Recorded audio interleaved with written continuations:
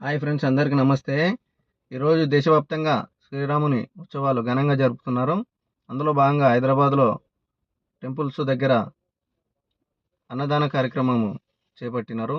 అందులో నేను కూడా పాల్గొన్నాను. అందరితో పాటు క్యూ లైన్ కట్టి భోంచేద్దామని చెప్పేసి వెళ్ళినాను.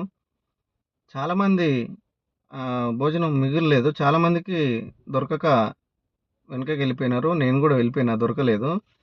అందులో బాధాకరమైన విషయం ఏంటంటే, చాలామంది టెంపుల్ దగ్గరికి వచ్చి తినడానికి వచ్చి ఏదో దేవుడి ప్రసాదం కదా కొంచెం తినేద్దాం అని దేవుడి భక్తి మీద ఏదో ఒక 2 బుక్కలు తిని పక్కన పడేస్తున్నారు.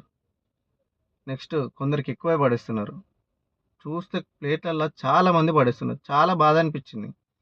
ఒక పూట కూడా గతి లేనోళ్ళు, కడుపు నిండనోళ్ళు చాలా మంది బాధపడుతున్నారు. దొరకని వాళ్ళు వాళ్ళ గురించి కూడా ఆలోచించండి. దేవుడి ప్రసాదం కాదు, ఒక పేదవాడి